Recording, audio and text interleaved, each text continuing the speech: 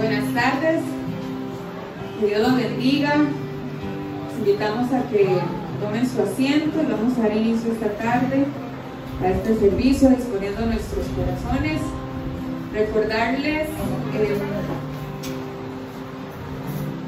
que como iglesia, y tomando, analizando y orando, les extendemos la invitación a que en el momento de la predicación, si usted lo tiene a bien, si se siente cómodo, se puede quitar su mascarilla. En caso de que quiera moverse o ir al baño, se la coloca. Al momento de cantar, igual todos debemos de tener nuestra mascarilla colocada.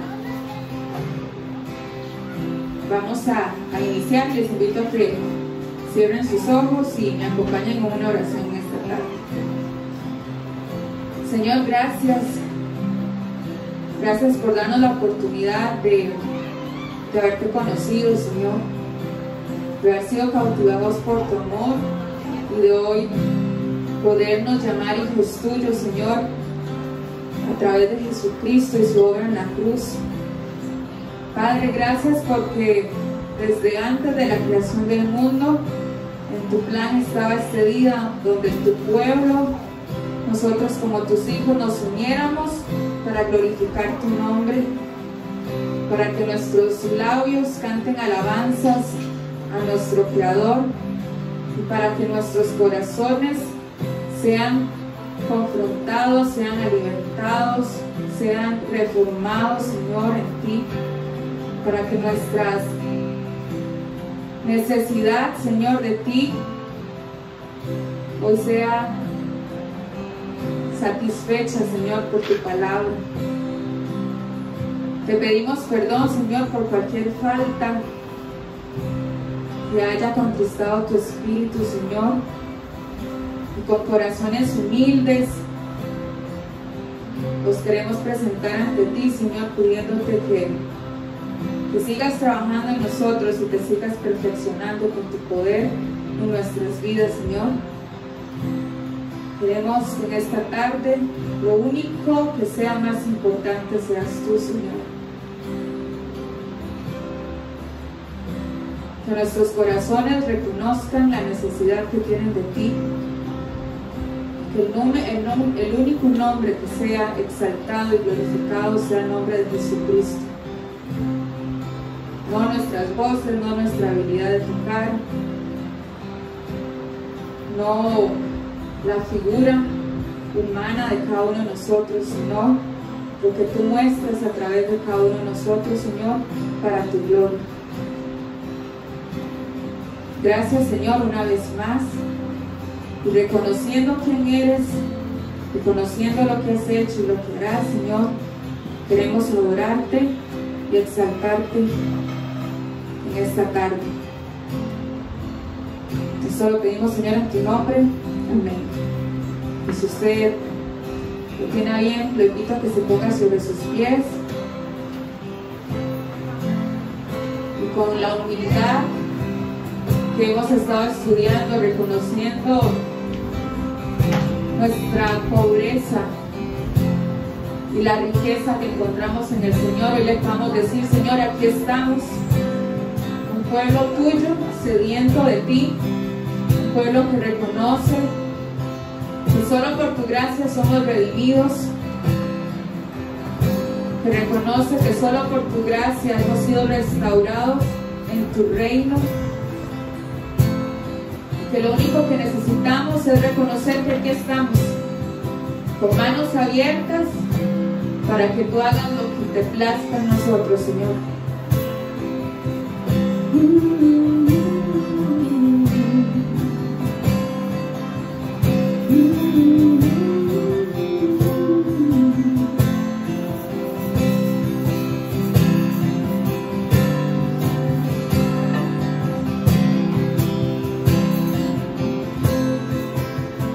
Tómame en las manos que hicieron los cielos,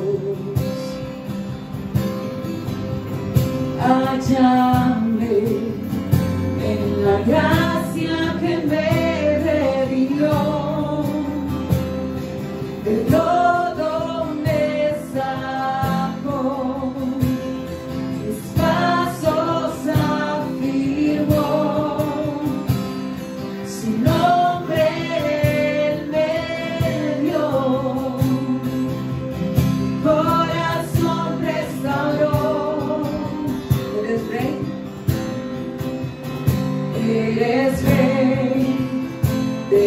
rodillas proclamo tu gloria y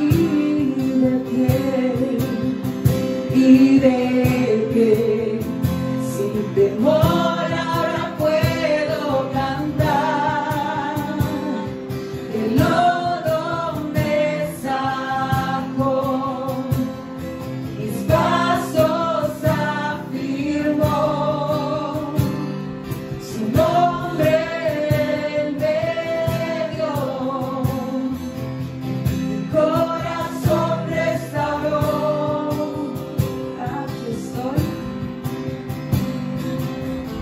Aquí estoy, te necesito, me rindo a ti. Tuyo soy, mi alma te adora hasta en fin. Yo estaba roto, pero me amaste así. Tu gracia me alcanzó, mi pecado borró. Gracias te derrotó para siempre la muerte y quitó toda mi vergüenza y dolor. Partió el velo en dos, la piedra él movió. Jesús se levantó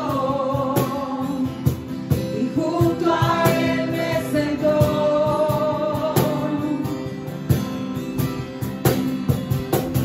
Aquí estoy, te necesito, me rindo a ti. Tuyo soy, mi alma te adora hasta el fin. Yo estaba roto, pero me amaste así. Tu gracia me alcanzó, mi pecado borró. Fui perdonado, mi libertad compró, la muerte él venció, mi pecado borró. Y tu gracia triunfó, y tu gracia triunfó, y tu gracia triunfó, y tu gracia triunfó.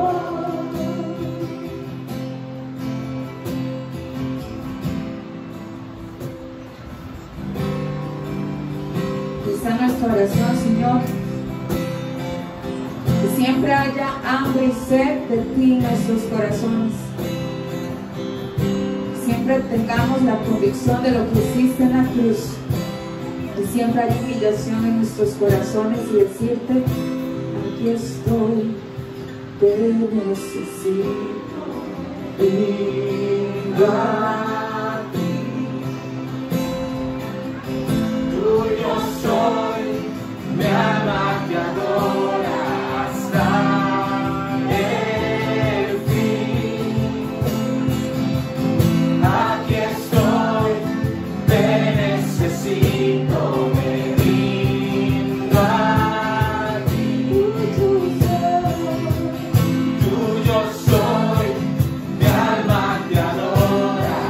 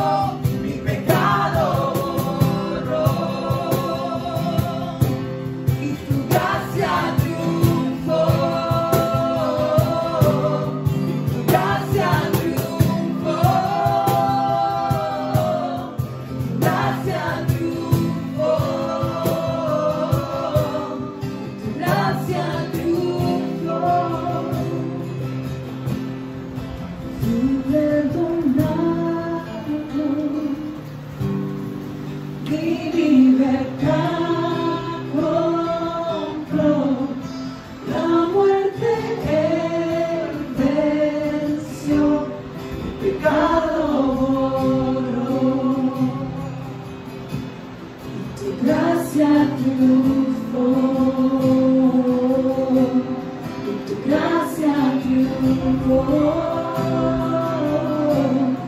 tu gracia triunfó, y tu gracia triunfó. Gracias, Señor, por esa esperanza que tenemos en ti.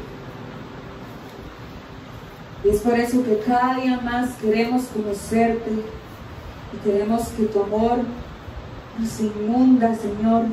Queremos saciarnos de ti.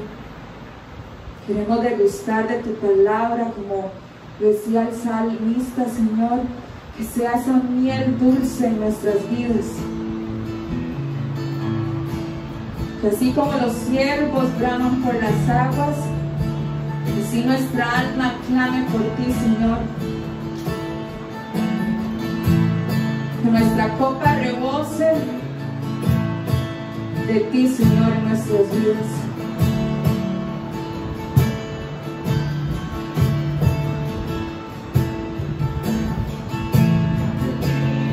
Hoy me encuentro y postrado me presento, pues Señor me conquistó.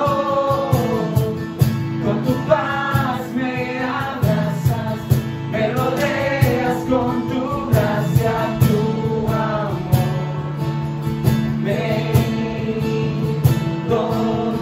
Me acerco a ti, te abro mi corazón, mi vida tuya es. Ya no hay temor, me rindo a ti, me humillo ante tu amor. Oh, tu amor.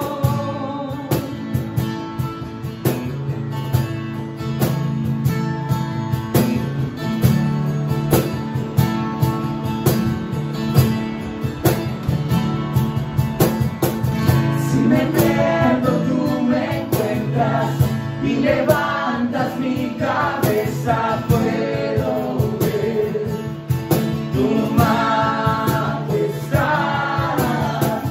Me refugio en tu presencia, me cautiva tu belleza, quiero estar donde tú estás. Me acerco a ti, te abro mi corazón, mi vida tuya es. Ya no hay temor, me rindo a ti, me humillo ante tu amor. Oh, tu amor.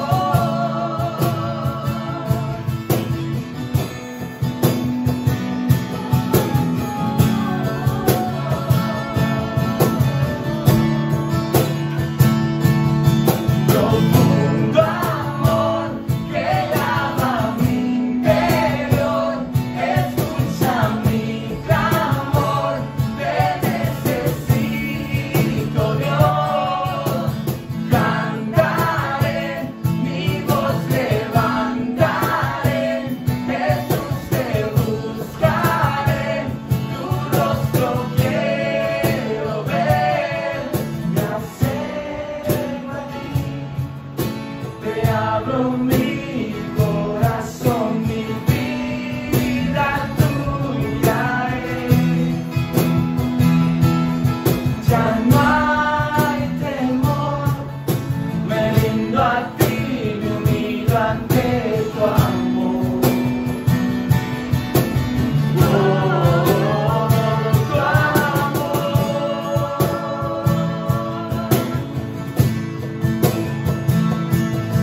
Profundo amor que lava mi interior, escucha mi clamor, te necesito, Dios. Cantaré, mi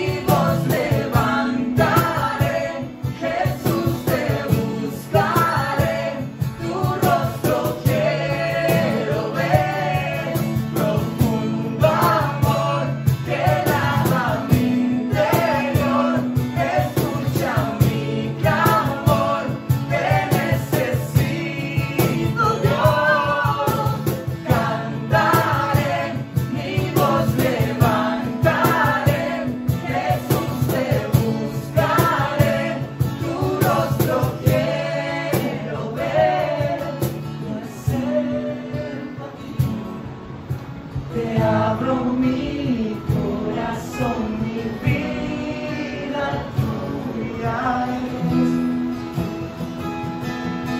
Ya no hay temor, me rindo a ti, me humillo ante tu amor.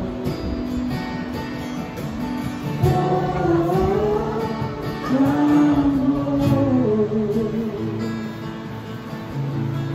Así es, Señor, nos humillamos ante ti.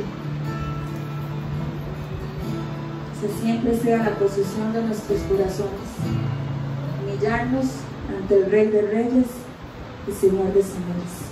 Amén.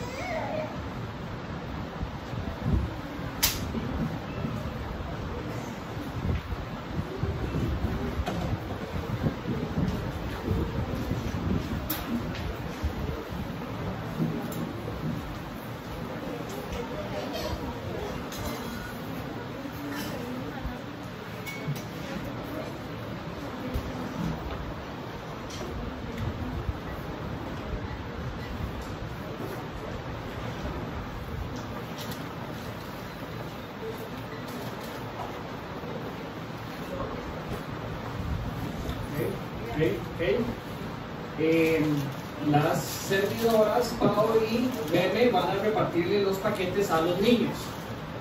Entonces, levantan la mano los niños. Levanten la mano. Bernie no levante la mano.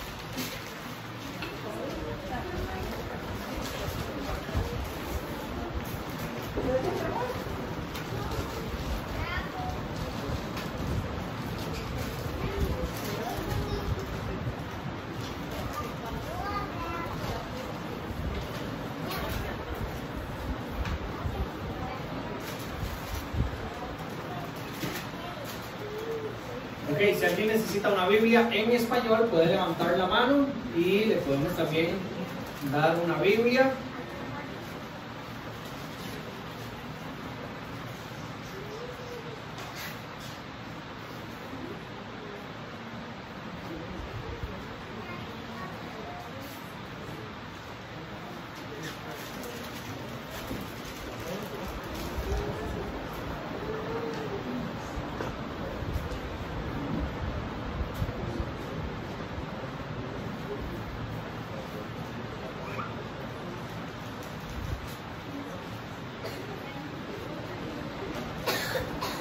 Ok.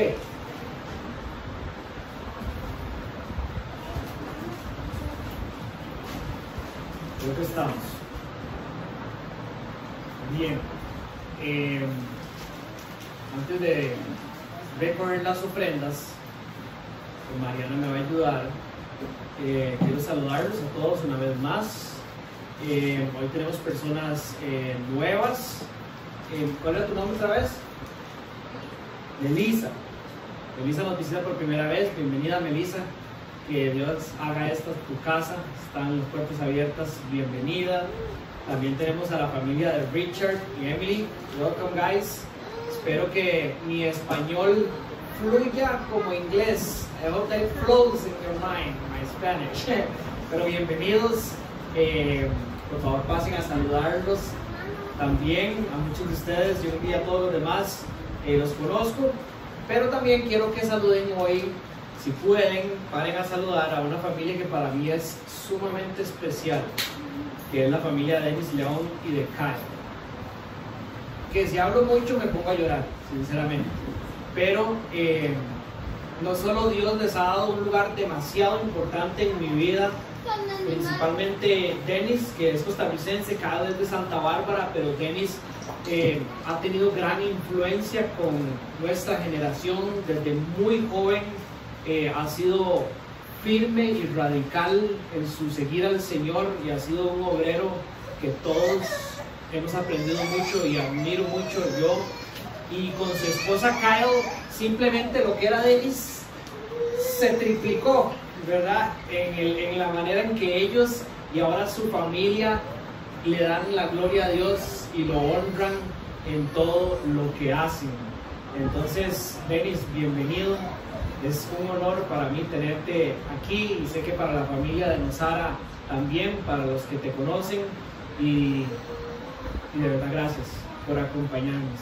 Kyle, igual, los queremos de verdad de corazón muchísimo. No sé si dije todo lo que quería decir de Dennis. Dennis, ¿cuánto tenés de estar en el ministerio?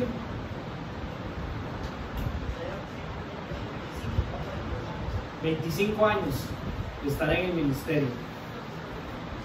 Entiendo. Es decir, un respeto, escucha, gloria a Dios por lo que hace a través de tu vida, Dennis, verdaderamente, en serio. Ok. Mariana, usted me va a ayudar hoy a recoger las ofrendas. Entonces, Mari va a pasar el pescadito y después vamos a hacer una oración por las ofrendas antes de estudiar el texto que tenemos para el día de hoy. Les recuerdo de paso que la principal razón por la cual recogemos nosotros ofrendas en Casa Vida es porque el Señor nos enseña que es una manera en que nosotros le adoramos, ¿verdad? No solo muestra nuestra dependencia de Él, nuestra obediencia a Él, sino que es la manera en que Él también llamó a su iglesia a aportar de lo mucho que pone en nuestras manos para que muchas de las cosas que la iglesia local hace se puedan dar.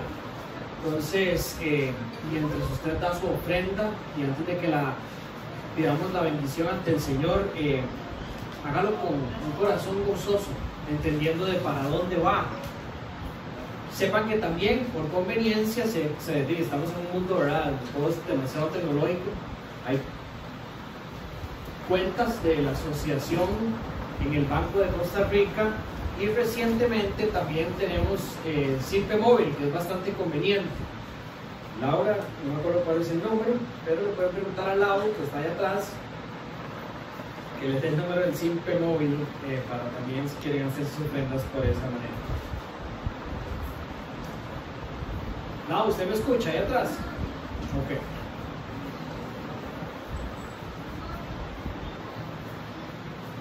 Tenemos una tarde más fresca, ¿verdad? Hay una buena brisa y se siente bonito.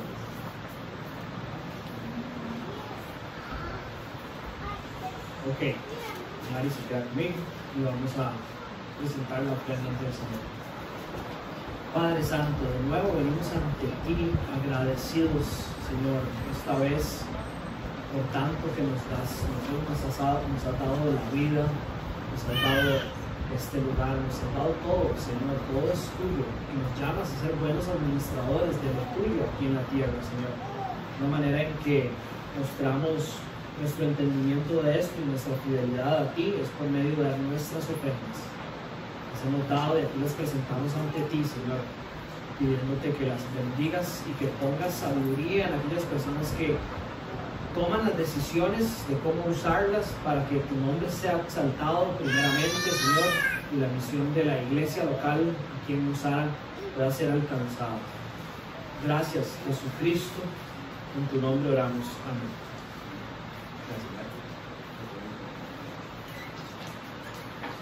Ok,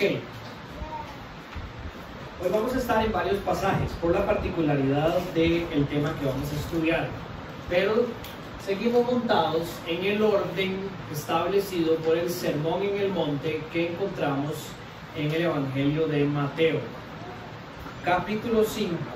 Hoy hablando sobre el versículo 31 y el versículo 32.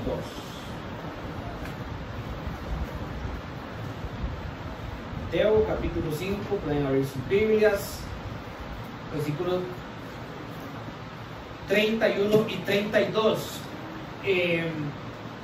Si están tomando notas y voy muy rápido, me hacen saber, porque hoy voy a usar diferentes textos que van a respaldar nuestro entendimiento sobre Mateo 5, 31 y 32, pero se los voy a leer para ir en orden. Se los voy a leer aquí, que lo pongo un poco más grande, en esta versión Nueva Biblia de las Américas. Dice: también se dijo, cualquiera que repudie a su mujer, que le dé carta de divorcio. Pero yo les digo que todo el que se divorcia de su mujer, a no ser por causa de infidelidad, la hace cometer adulterio, y cualquiera que se casa con una mujer divorciada comete adulterio. Muy bien, este tema sin duda es un tema que es difícil de predicar desde el púlpito. ¿Por qué? Número uno, existe una verdad bíblica, la voluntad de Dios revelada sobre el matrimonio y sobre el divorcio, que está demasiado lejos de lo que practica el mundo el día de hoy. Y por esta razón es que he hecho mi mayor esfuerzo por estudiar la mayor cantidad de textos que nos puedan llevar de la mano a un correcto entendimiento de lo que la Biblia enseña sobre el divorcio, basados en nuestro texto de Mateo 5 hoy. También es un tema que lidia con sentimientos profundos del corazón y con X número de situaciones y de realidades que no pretendo creer que puedo entender sin conocerlas de todas las personas que están aquí o de cualquier otra persona que se sienta involucrada con el tema que tenemos hoy. Yo como pastor sé que hay maneras de acercarse particulares a cada proceso diferente donde el tema de divorcio está sobre la mesa. Pero también sé que cada proceso de divorcio, si es que está sobre la mesa, debe ser guiado por la verdad de Dios, y que este acercamiento a la verdad de Dios traerá sabiduría a los corazones para cualquiera que sea el escenario. No importa cuál sea el caso particular, entender el corazón de Dios con respecto al matrimonio y al divorcio va a traer sabiduría para actuar en ese caso particular de la manera en que podamos honrar a Dios, que debería ser la voluntad de todo cristiano.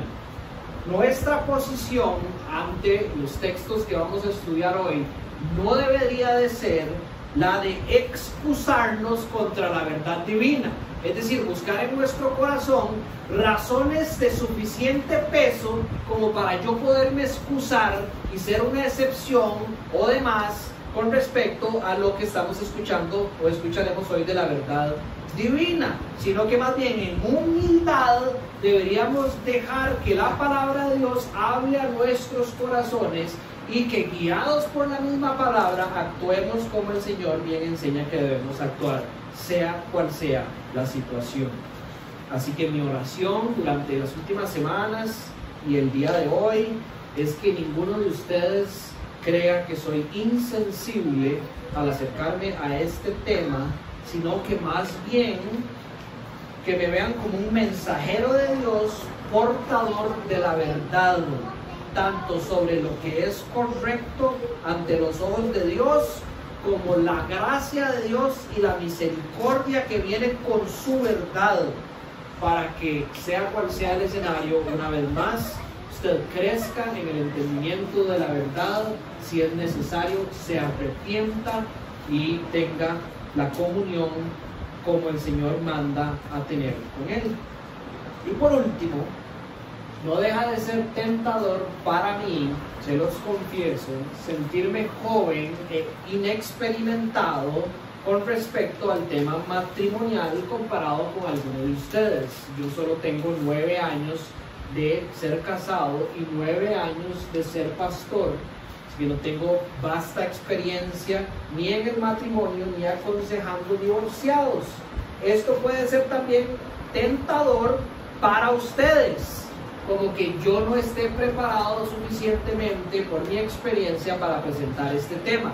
Pero les recuerdo que no es mi opinión lo que yo les voy a predicar, sino es la palabra de Dios.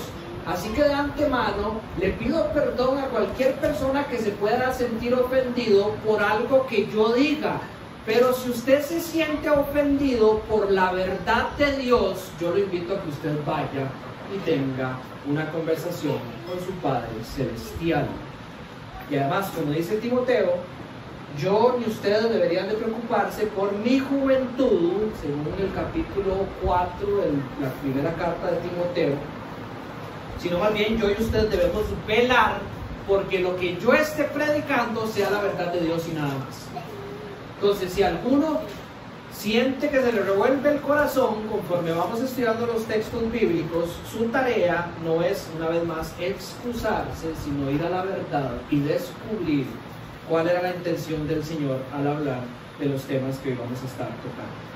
Para estar en el contexto, hace 2 semanas que venimos escuchando secciones que arrancan de la misma manera. También se dijo, ustedes han oído, ¿verdad? Hablamos sobre el enojo, hablamos sobre el adulterio la semana pasada y hoy sobre el divorcio. Ustedes han escuchado tal cosa.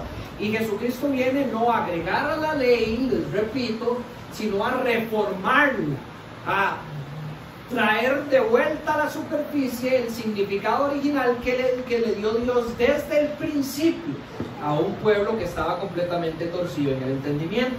Con respecto al adulterio, habíamos definido lo que era adulterio y cómo Jesús, de nuevo no agregando a la ley, sino trayendo claridad al pueblo de Dios, advierte que no es un tema de un acto pecaminoso que sale a la superficie, sino más bien de una posición del corazón del hombre ante Dios.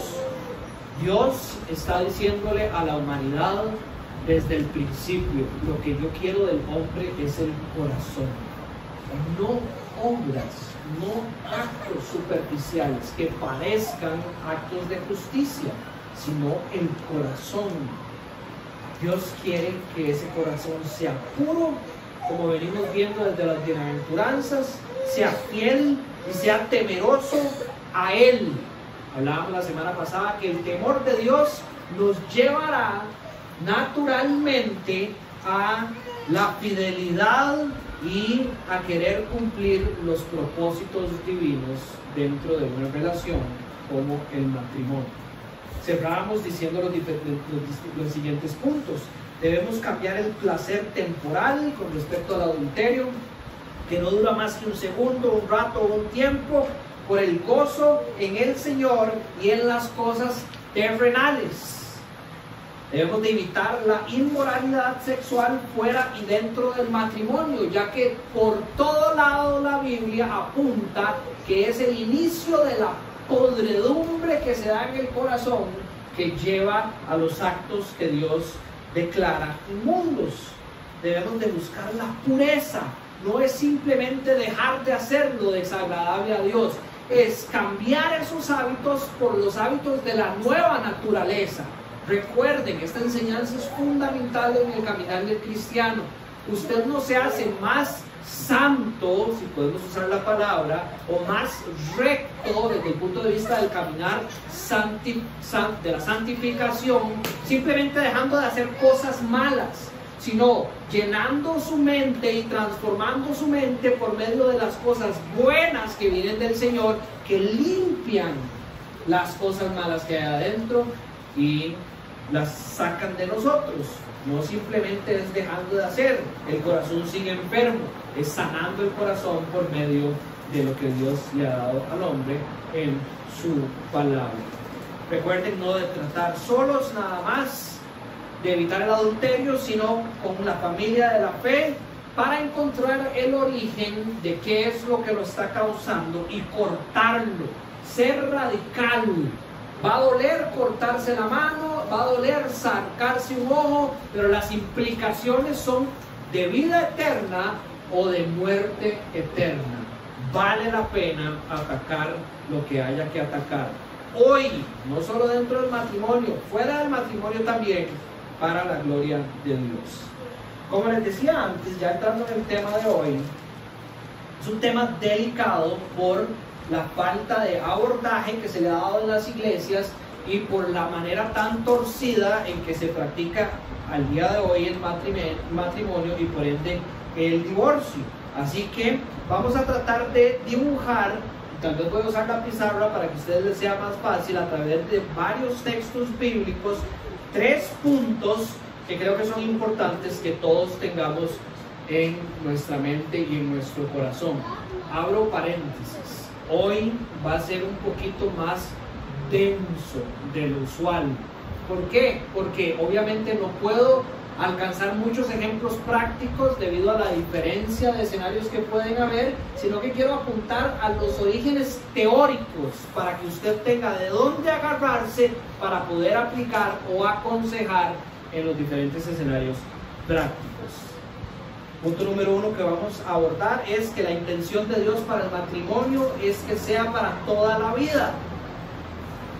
Punto número 2 es que no todo divorcio es un pecado. Y el punto número 3 es que el divorcio es permitido en casos que vamos a estudiar, pero esto no significa que debas practicarlo. Número 1. La intención de Dios para el matrimonio es que sea para toda la vida. Trate de entender en su mente los textos que vamos a estar utilizando hoy. Hay unos que los puede ver como paralelos o como sinópticos. Eso quiere decir que vamos a ver diferentes ángulos sobre las mismas verdades enseñadas por Jesús, no necesariamente en el mismo tiempo. Vamos a ver otras antes de Cristo, otras mucho antes de Cristo y otras después de Cristo, que esperamos que nos causen una línea recta sobre la misma verdad que Dios ha venido enseñando desde el principio. El primer texto que vamos a leer hoy lo encontramos en Marcos 10. En Marcos 10, del versículo 2 al versículo 12, encontramos esto. Se acercaron algunos fariseos y para poner a prueba a Jesús, le preguntaron si era lícito a un hombre divorciarse de una mujer. ¿Qué le mandó Moisés?, les dijo Jesús. Ellos respondieron: Moisés permitió al hombre escribir una carta de divorcio y repudiar a la mujer. Entonces Jesús les dijo: por la dureza del corazón de ustedes, Moisés les escribió este mandamiento, pero desde el principio de la creación, Dios los hizo varón y hembra. Por esta razón, el hombre dejará a su padre y a su madre, y los dos serán una sola carne. Así que ya no son dos, sino una sola carne. Por tanto, lo que Dios ha unido, ningún hombre lo separe. Ya en casa los discípulos le volvieron a preguntar sobre eso, y él les dijo: cualquiera que se divorcie de su mujer y se casa con otra, comete adulterio contra ella. Si ella se divorcia de su marido y se casa con otro, comete adulterio. Entonces, hay un dato que es importante rescatar aquí. Marcos está mencionando dos textos previos a Jesús. Número 1, algo que dijo Moisés que vamos a estudiar más adelante, que está en Deuteronomio capítulo 24, y algo que Dios dictó su voluntad en el principio, Génesis 1 y 2. También notaron que el texto cierra con las mismas palabras que Jesús dio en el Sermón en el Monte, en Mateo 5, ¿verdad? Ahora, Jesús dice qué fue lo que les mandó Moisés, porque esos fariseos se acercan a él a hacerle una prueba, y ellos dicen que Moisés sí nos dio un derecho de usar una carta para divorciarnos y repudiar a nuestras esposas. Jesús dice, por la dureza del corazón Moisés escribió esto, y de alguna manera deja Deuteronomio atrás y se va al origen de las cosas, a la voluntad y intención original de Dios. Dice, desde el principio de la creación, Dios los hizo varón y hembra. Por esta razón el hombre deja a su padre y a su madre, y los dos serán una sola carne. Así que ya no son dos, sino una sola carne. Por tanto, lo que Dios ha unido, ningún hombre lo separe. Entonces, lo primero que tenemos que destacar sobre este texto es que el matrimonio es un pacto que Dios creó para ser abordado por la pareja y practicarlo toda la vida. Toda la vida.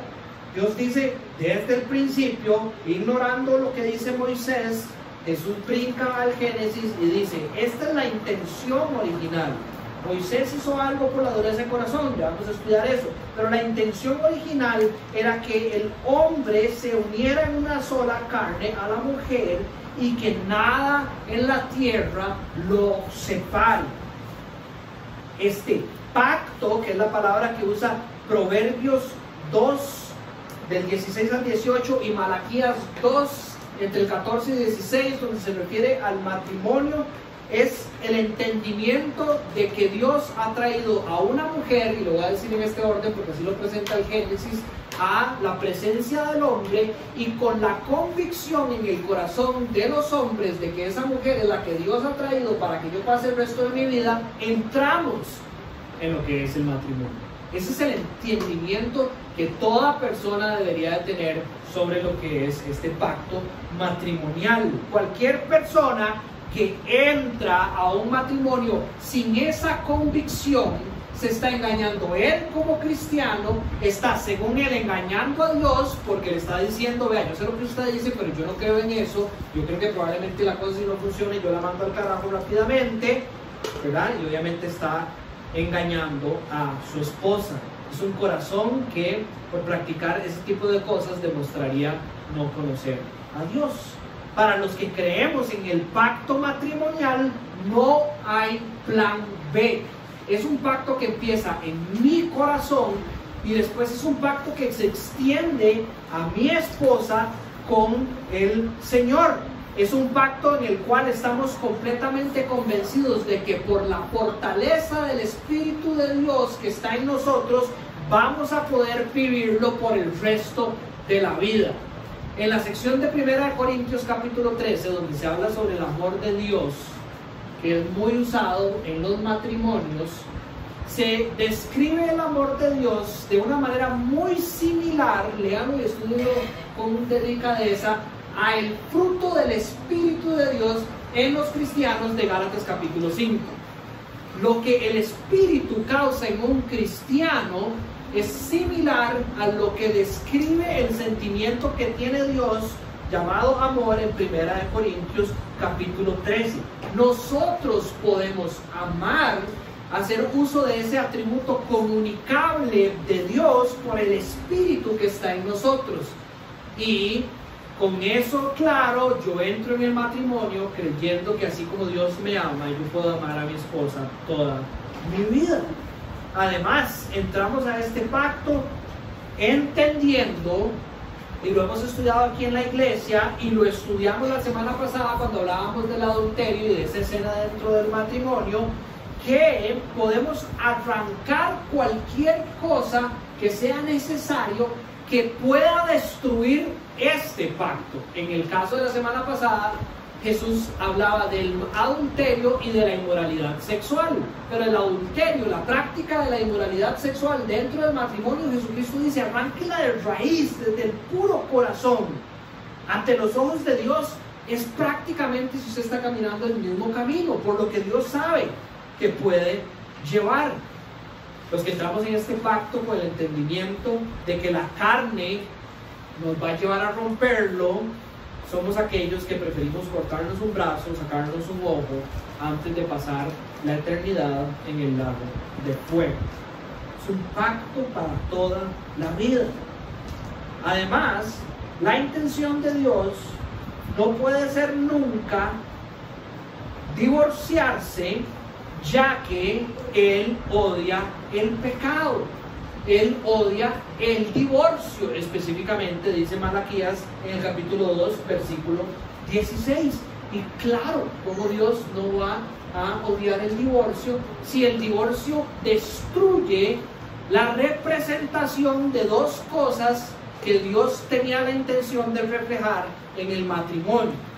Número uno, cómo funciona la Trinidad, la relación del Padre, del Hijo y del Espíritu Santo, igual en importancia, valor y dignidad, pero con diferentes roles, y en la manera en que ellos se dirigen a su creación es representada dentro del vínculo matrimonial. Igual el hombre y la mujer, la esposa y el esposo, en importancia, dignidad y valor, pero con diferentes roles, trabajando en un equipo, haciendo cosas diferentes, modelando la perfección que Dios tiene en su Trinidad. Además de esto, la Biblia muy explícitamente nos dice que la relación matrimonial tiene también la intención de reflejar la unión entre Cristo y la iglesia. ¿Correcto? Entonces, cada vez que alguien destruye un matrimonio, le está diciendo al mundo básicamente que eso que Cristo tiene con la iglesia no es bueno, no es estable, se puede destruir y pierde el propósito principal de glorificar al Señor y más bien trae deshonra al Señor.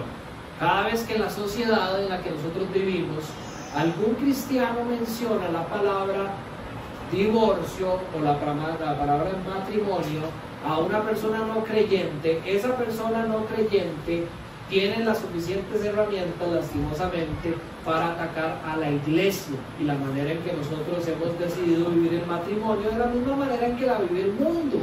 No hemos logrado que en nuestros días cale más la relación del Salvador con su novia, la iglesia, que la definición que tiene el mundo sobre el matrimonio.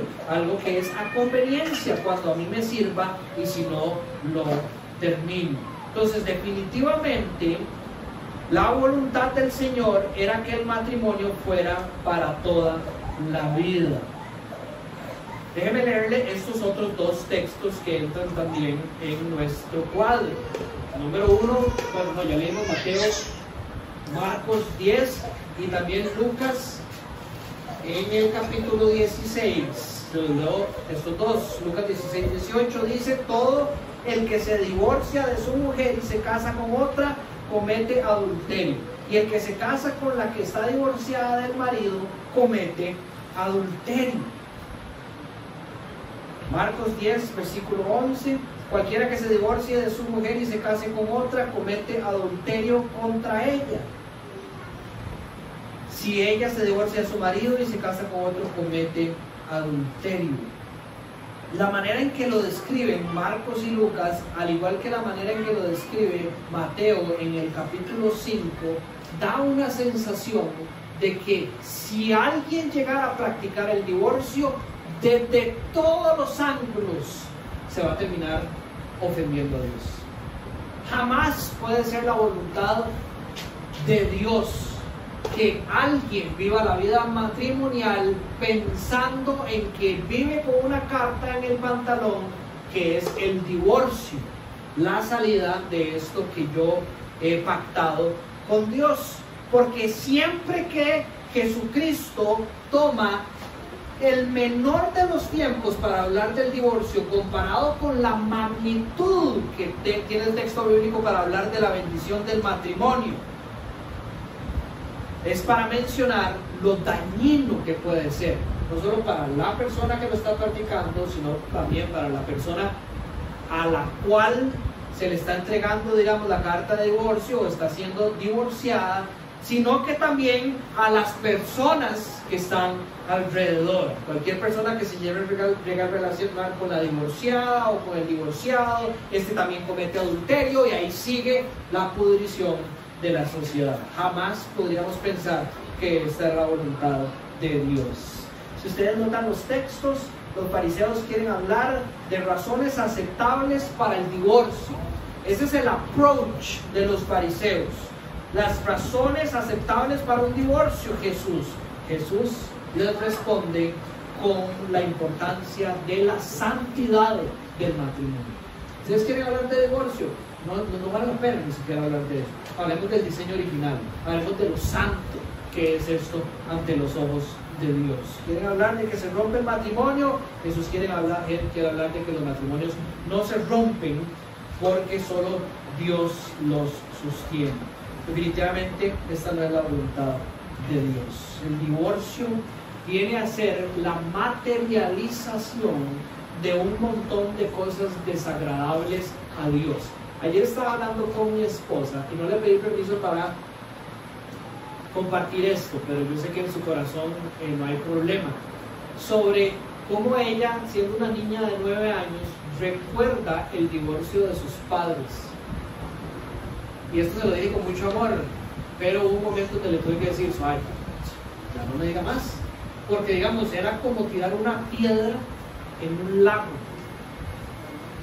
La magnitud del daño, del dolor, del pecado, de todas las otras cosas que causan en la vida de los demás. Ustedes no tienen, o tal vez sí, la idea, yo tampoco, ¿verdad? Pero conozco el caso de la familia de mi esposa y sé que las implicaciones han llegado muy lejos años después, y hay algunas que ni siquiera sabemos si se van a poder sanar. El divorcio viene a ser esa materialización del montón de cosas desagradables a Dios, además de la inmoralidad sexual, la mentira, la infidelidad, la destrucción de las personas, al punto, según lo que leemos, de que la sombra de la muerte y la oscuridad, la falta de luz por la necedad del corazón de practicar el pecado siempre está relacionado con este tema en la Biblia. En resumen, Jesús dice, no lo hagan. Ahora, todo divorcio es consecuencia del pecado, sí, pero no todo divorcio es un pecado. ¿Entienden? Todo divorcio es, Billy, ¿por qué no volver con esa cara? ¿Entendió? Todo divorcio es consecuencia del pecado, sí, pero no todo divorcio es un pecado. Y aquí es donde empezamos a abordar los diferentes textos. ¿Cómo es esto? Y acabamos de escuchar de que va en contra de la voluntad de Dios. Y sí, correcto. Nunca debería de existir el pensamiento de divorcio en nuestros corazones. Eso va en contra de la voluntad de Dios.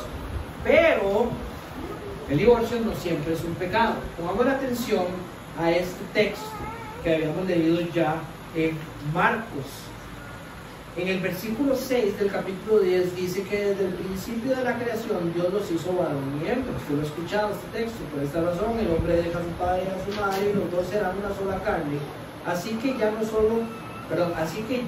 son dos, sino una sola carne.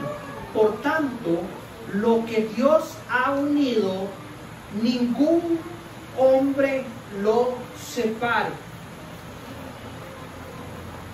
Vamos a abordar este tema con mucho cuidado, pero la Biblia no dice que el matrimonio es indisoluble.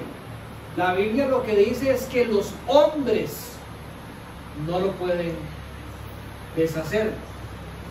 Lo que Dios ha unido, que ningún hombre lo separe. Ahora, de las preguntas que yo no les puedo responder, pero vamos a tratar de que el texto nos guíe, es qué es lo que hay en la mente de Dios, del por qué Él parece establecer opciones, no que uno quiera tomar, pero sí en las que el divorcio no es un pecado. Se me ocurren rápidamente dos cosas mientras preparaba la enseñanza. Número uno, de que nosotros somos seres caídos, de que nosotros no somos Dios, nunca hemos sido Dios. Y en la mente del Señor, Él sabía que nosotros no íbamos a poder sostener el pacto que Él sí puede sostener por medio de Cristo con la iglesia. Yo no sé si ustedes recuerdan este relato, cuando Dios está haciendo un pacto con Abraham, donde Él le dice que por medio de él todas las naciones serán bendecidas. ¿Se acuerdan de ese pacto? Se parten unos animales y la manera en que se practicaba el pacto es que las dos personas en el tiempo de Abraham que iban a sellar ese pacto, que iban a hacer un pacto, pasan en medio de los animales y de esa manera el pacto queda sellado. ¿Qué es lo que pasa con Abraham en ese momento? ¿Alguien se acuerda? Dios hace que Abraham caiga en un profundo sueño. Y el único que pasa por el centro de los animales para sellar el pacto es Dios.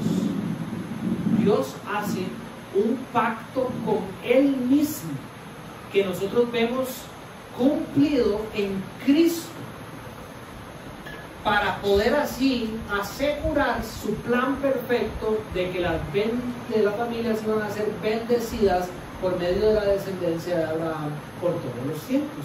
Es Dios mismo el que pasa y es Jesucristo mismo el que cumple la parte del pacto.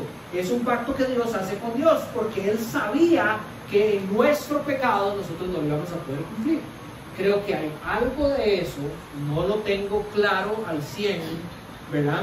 Que nos podría llevar a pensar del por qué el Señor crea este tipo de puertas, si lo podríamos decir de esta manera. Que también va relacionado, creo, con la manera en que Él entiende el adulterio, la inmoralidad sexual dentro del matrimonio. Que nosotros, una vez más, por estar tan alejados de la verdad bíblica, no podemos percibir fácilmente. La inmoralidad sexual, es decir, la práctica de las relaciones sexuales fuera del contexto del matrimonio, como estudiamos la semana pasada con el tema del adulterio, ¿verdad? Además, se lo digo de otra manera. La importancia ante los ojos de Dios de esto que Él ha diseñado para practicarse solo dentro de la institución del matrimonio, la importancia que nosotros encontramos por toda la Biblia, que Dios le ha dado a ese acto, donde podríamos decir que es el símbolo físico de que el esposo y la esposa se funden en un solo ser, es de tanta importancia para Dios, que en el momento en que alguien lo hace con una persona fuera del matrimonio, el Señor dice, esto se acabó. ¿Entienden lo que les estoy diciendo? Veamos los tres escenarios en los que el divorcio no se considera pecado. Número uno, la muerte del cónyuge. Esto viene del Antiguo Testamento. Voy a leer en este caso solo textos del Nuevo Testamento. Siempre ha sido así. Primera de Corintios capítulo 7 versículo 39. La mujer está ligada mientras el marido vive, pero si el marido muere, está en libertad de casarse con quien desee, solo que sea en el Señor. La mujer está ligada mientras el marido vive a ese pacto, pero si el marido muere, está en libertad de casarse con quien desee en el Señor. Nada más abro un paréntesis, recuérdense que muchos de los textos se lee como que el hombre hace una cosa y la mujer es la que tiene que hacer la otra cosa. Esto es por el contexto en el que están siendo escritos, no que la verdad sea distinta, sino que Pablo le está escribiendo a una situación particular en Corintios, o Cristo le está enseñando a hombres y no a mujeres.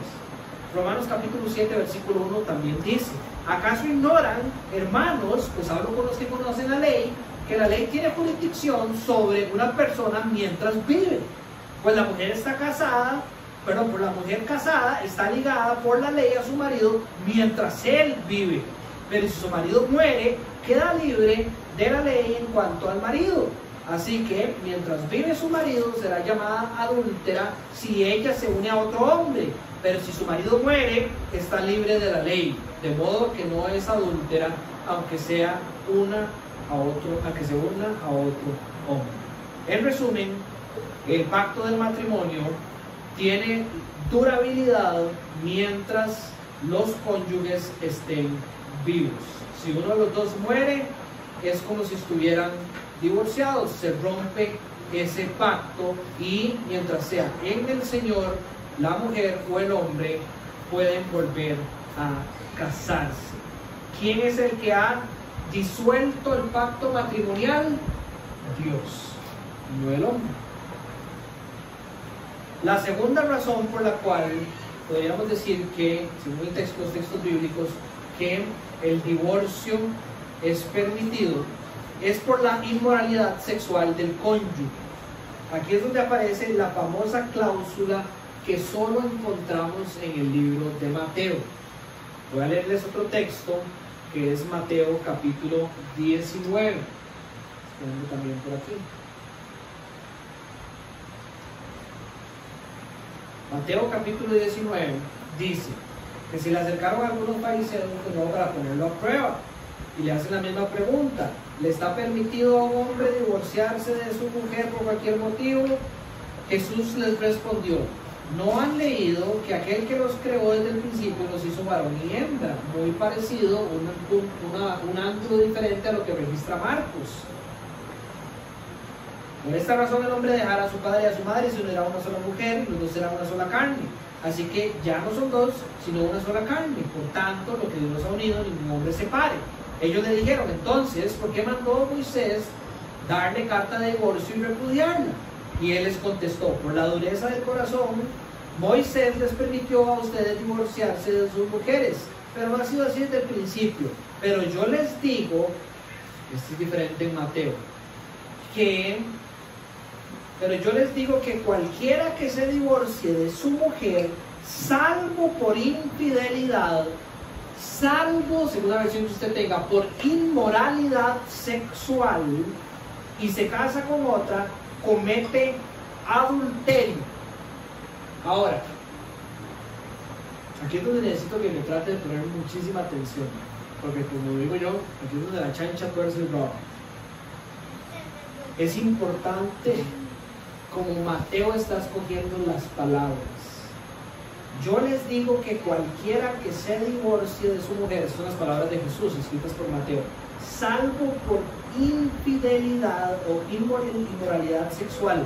La palabra en el griego que va ahí, no piensen en el griego, la palabra que va ahí, la traducción, la palabra original es porneia. Y dice: y se case con otra, comete adulterio, que es otra palabra, moikatai. Perdón porque mi griego es el peor del mundo, ¿verdad? Pero sí quiero que ponga atención a que son dos palabras distintas.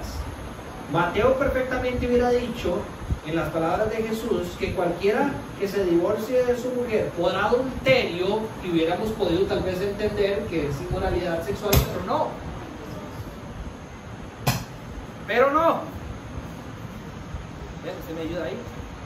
Sino que escoge la palabra inmoralidad sexual y se casa con otra, comete adulterio. Ahora, ¿por qué esto es importante? Número uno, ya le dije, la palabra no es inmoralidad sexual, es inmoralidad sexual y adulterio, no las dos adulterio. Mateo tiene claridad de la diferencia entre estas palabras. Si usted lee Mateo 15, Mateo capítulo 15, versículo 19, se va a dar cuenta que él inclusive las pone a la par y las diferencia, la palabra adulterio y la palabra inmoralidad sexual. ¿Por qué esto es importante en el libro de Mateo? Esta cláusula, como usted ha visto en los textos que hemos leído en Marcos y Lucas, solo está registrado aquí. Y es porque Mateo tiene la intención de registrar estas palabras de Jesús que podríamos asumir que en Lucas y en Marcos, por ser públicos diferentes, ya estaban siendo asumidas por las personas, pero en Mateo él tiene el anhelo de dejarlas registradas para amarrar Mateo capítulo 19 con Mateo capítulo 5 con Mateo capítulo, aquí se me está yendo, pero creo que Mateo capítulo 2, cuando María le dice a José que está embarazada, para poder así definir al pueblo de Dios lo que significa Deuteronomio capítulo 24. Usted me va a decir, está súper enredado, pero es súper importante para nosotros poder construir la definición de cómo el divorcio por inmoralidad sexual puede ser bien visto ante los ojos de Dios, y siempre ha sido así. Déjeme leerle nada más para que usted lo tenga por ahí. Deuteronomio capítulo 24. Deuteronomio capítulo 24 sobre el divorcio solo dice esto. Versículo 1. Cuando alguien toma a su mujer y se casa con ella, si sucede que no le es agradable, pongan atención a las palabras, si le sucede que no le es agradable porque ha encontrado algo reprochable o repulsivo o indecente, es lo que más o menos describe el hebreo, que es la palabra que se utiliza ahí, en ella, y le escribe el certificado de divorcio, lo pone en su mano y la despide de su casa, y ella sale de su casa y llega a ser marido de otro hombre. Si el segundo marido la aborrece también y le escribe el certificado de divorcio, lo pone en su mano y la despide de su casa, o si el segundo marido muere, el primer marido que la despidió no le es permitido tomarla nuevamente como mujer, porque ha sido despreciada, y eso es abominable ante el Señor. Es abominable ante el Señor. Ahora, ¿cuál es el problema aquí y cómo esto afecta el día de hoy? En los tiempos de Jesucristo habían dos escuelas de pensamiento que nacen por el entendimiento de Deuteronomio capítulo 24. Una escuela de pensamiento era la escuela de Hillel, creo que se pronuncia. La escuela de Hillel, dicen los historiadores, que califica como divorcio, o que un hombre se puede divorciar de su mujer por cualquier razón. Y da el ejemplo: si una mujer le echa a perder un plato de comida a su esposo, el esposo tiene el derecho de entregarle un certificado de divorcio y de mandarla a volar. Eso es lo que se creía en los tiempos de Jesucristo. Al mismo tiempo había otra escuela, la escuela de Shammai. La escuela de Shammai dice que la única razón por la cual un hombre se puede divorciar de su mujer, entendiendo el capítulo 24 de Deuteronomio, es si encuentra falta de castidad en ella, algo indecente sexualmente. Entonces, recuerden que cuando los fariseos se acercan a Jesús, el texto dice que se acercan para ponerlo a prueba, ¿verdad? Los fariseos querían hacer a Cristo impopular para poder acusarlo de todo lo que ustedes ya saben que querían acusarlo. Entonces le hacen una pregunta con respecto al divorcio. ¿Por qué? Porque todos los fariseos eran de la escuela de Hillel.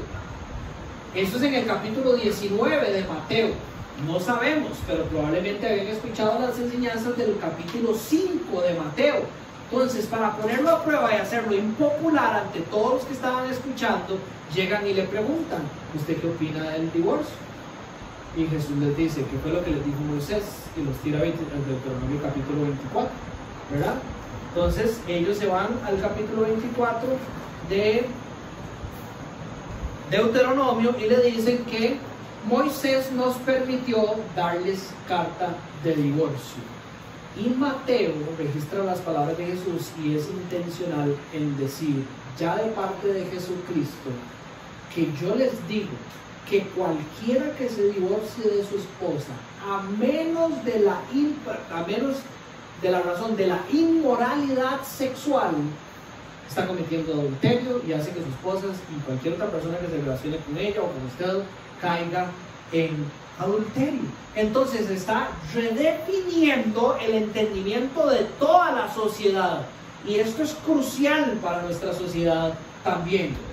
Mateo en el capítulo 19 está diciendo esa cláusula que no aparece en los otros evangelios con la intención de respaldar lo que dijo a los ciudadanos del reino de los cielos en el capítulo 5, además respaldar las acciones de José, que cuando José escucha que María está embarazada, el evangelio dice que José, siendo un hombre justo, le entrega piensa que le va a entregar el certificado de divorcio. Entonces Jesucristo está diciendo, por la inmoralidad sexual de María, que conste no estaban casados todavía, pero el compromiso se veía casi como un matrimonio, ¿verdad? Pero no se usa la palabra adulterio, se utiliza la palabra inmoralidad sexual en el capítulo 2. Por la inmoralidad sexual, José estaba en posición justa de entregar el certificado de divorcio del que Moisés habla en el capítulo 24 de Deuteronomio. Y por medio de esta unión de textos, Jesús le está diciendo a todo el pueblo de Israel, lo que ustedes creen está mal. Y nos lleva al texto del capítulo 20. Ustedes han oído que pueden divorciarse por lo que les dé la gana. Yo les digo, no, el divorcio no debería de estar en el corazón de ningún ciudadano del reino de los cielos. Y obviamente da la cláusula que estamos estudiando hoy. La tercera razón por la cual el matrimonio no es pecado, el divorcio no sería pecado, es por el abandono. Aquí no voy a entrar mucho porque sí empiezan a haber ya particularidades de cada situación que se deberían de tomar con mucha seriedad. En la primera carta de Pablo a los Corintios, en el capítulo 7, ustedes van a encontrar textos como este, versículo 10. A los casados instruyo, no yo, sino en el Señor, que la mujer no debe dejar a su marido, pero si lo deja, quédese sin casar. De lo contrario, que se reconcilie con su marido, y que el marido no abandone a su mujer. Pero a los demás digo yo, no el Señor, que si un hermano tiene una mujer que no es creyente y ella consiente vivir con él, no la abandone. Hasta en términos de no creyentes, y no voy a entrar aquí porque se puede arreglar la cancha, en términos de no creyentes, ¿por qué?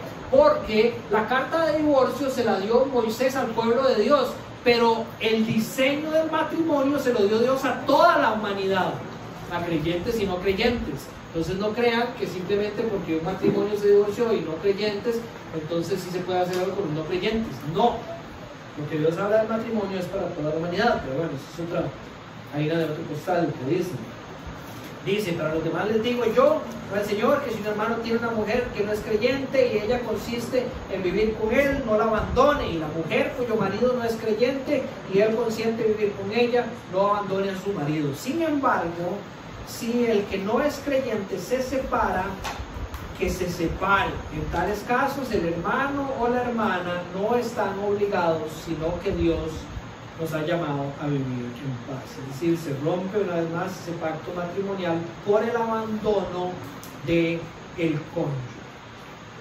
Punto número 3, y por esto vamos a aterrizar. El divorcio es permitido, pero no significa que debamos hacerlo. Y esto tiene que ver con la necedad del corazón de los hombres. Déjenme leerle este versículo que no habla del divorcio, pero aplica para todo. Todo es lícito, pero no todo es de provecho, dice Pablo en 1 Corintios capítulo 10. Todo es lícito, pero no todo edifica. Nadie busque su propio bien, sino el de su prójimo. Si nosotros aplicáramos eso al tema que estamos viendo hoy, usted debería haber escuchado las 3 razones por las cuales Dios sí dice que el divorcio no sería pecado, pero eso no significa que aunque sea lícito hacerlo, convenga hacerlo. De nuevo, alrededor del divorcio solo encontramos muerte.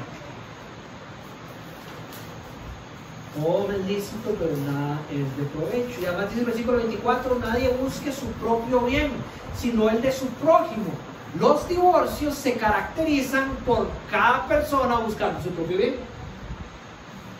En el momento en que usted logra hacer lo que Cristo modeló, que es no pensar en usted, sino dar su vida por los demás, déjeme decirle algo.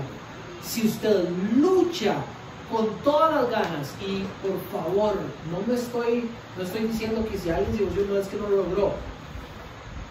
Si alguien lucha con todas las ganas, siguiendo el ejemplo de Cristo, poniendo a las otras personas antes de sus deseos, que probablemente son muy carnales, el camino es muy distinto. Probablemente no se llegue al divorcio, o probablemente se pelee una batalla hermosa que glorifique al Señor antes de, por la necedad de alguno de los cónyuges, tener que llegar a tomar la posición de divorciarse.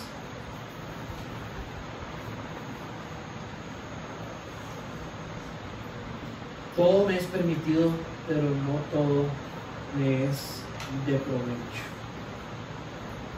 Moisés permitió el divorcio, pero esta fue una concesión al pecado humano. La necedad del hombre es la característica fundamental de cada persona, la cual está empecinada por querer practicar un divorcio. No renunciar su pecado ante Dios, no aceptar su debilidad ante Dios, no querer que el Señor reconstruya lo que el Señor dice que puede sanar, no creer en la promesa del Señor de la bendición que puede dar en el matrimonio, y tener una idea muy errónea de que el matrimonio es un lugar donde yo cumplo mis deseos y donde yo vivo la vida que siempre he soñado, y que no, más bien, como modela Cristo amando a su iglesia, es un sacrificio por toda la vida, lleno de la retribución que hay de ser obedientes a Dios. Deuteronomio le da una concesión a Moisés, pero Génesis nos revela la intención de Dios. Aunque es permitido, la intención de Dios es que no lo hagamos. No ha sido así desde el principio. El énfasis está en que el divorcio en todos los textos no fue diseñado por Dios para que se practique, y mucho menos por cualquier motivo. Era una medida de protección, más bien, ante los corazones inundados de necedad de todos los hombres. Si usted sigue la línea que hemos construido ahí, que como usted puede ver, lo que estamos hablando aquí adelante es lo que arranca desde el principio con Deuteronomio 24. La ley que Moisés da en Deuteronomio 24 no se trataba del divorcio, sino que las mujeres estaban siendo utilizadas como una mercancía intercambiable en el pueblo de Dios. Entonces, básicamente lo que Moisés le está diciendo a los hombres es: quédense queditos, dejen de estar jodiendo a las mujeres. Y les dice: si usted hoy se levanta de chicha y quiere mandar a su esposa por un tubo, denle una carta donde diga que usted la mandó por un tubo, para que su esposa pueda rehacer la vida y que esa esposa actúe como tiene que ser. Y cierra la sección del versículo 4 del capítulo 24 de Deuteronomio diciendo: si el esposo de esa mujer muere y esa mujer queda otra vez soltera, usted no la puede tomar, porque ya todo lo que usted ha hecho es desagradable ante los ojos de Dios. era una ley para proteger a la mujer del abandono y del abuso de los hombres. Jamás una ley para ser practicada como la entienden aquí en el tiempo de Cristo, o como la entienden hoy en el tiempo de la iglesia, que se puede utilizar para divorciarse cada vez que uno pueda. Es más, que ha llevado a los hombres al punto en que dicen: si lo que yo tengo que hacer para que la iglesia apruebe mi divorcio es tener relaciones con alguien más, entonces lo voy a hacer. Eso es lo que pasa en el mundo de hoy. Definitivamente no era la voluntad de Dios. El divorcio es permitido, pero eso no significa que debas hacerlo. Nosotros batallamos de la mano del Señor, los cristianos, buscamos el apoyo en la iglesia para luchar juntos y que el divorcio sea lo último que pase por nuestro corazón. En conclusión, número 1, las escrituras enseñan claramente que este pasaje y todos los demás subrayan que el diseño de Dios es un compromiso permanente en el matrimonio. Número 2, la destrucción de un matrimonio es una matanza ante los ojos de Dios. Cuando nosotros estudiamos lo que la iglesia ha llegado a creer de estos pasajes en la era de la iglesia, y usted lo puede encontrar por ejemplo en la Confesión de Westminster, dice que cuando una persona comete inmoralidad sexual dentro del matrimonio, el cónyuge puede entender que esa persona murió para él y por ende quedar bien ante los ojos de Dios como un divorcio. Entonces, este divorcio es visto ante los ojos de Dios como una matanza de personas. Estos pasajes corrigen lo que hemos estudiado, la postura del hombre sobre me divorcio apenas yo lo sienta, cuyas consecuencias son desastrosas para la vida de las familias enteras. No se estudia para entender mejor cómo divorciarse. Más bien la intención es: nunca debo divorciarme. De nuevo, uno no estudia estos pasajes para entender cómo divorciarme, sino para entender la intención de Dios de que el divorcio no debería ser una realidad en el pueblo de Dios.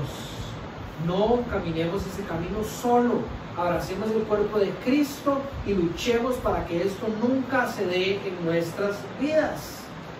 4. Este pasaje enfatiza que el divorcio por motivos no bíblicos complica el pecado en lugar de curarlo y puede implicar a otros a pecar en vez de absorberlos. Cualquiera de ustedes que diga: yo necesito ya romper esto porque esto me está llevando a pecar, Dios dice: romperlo va a hacer que no solo usted peque más, sino que lleve a otro montón de personas a pecar.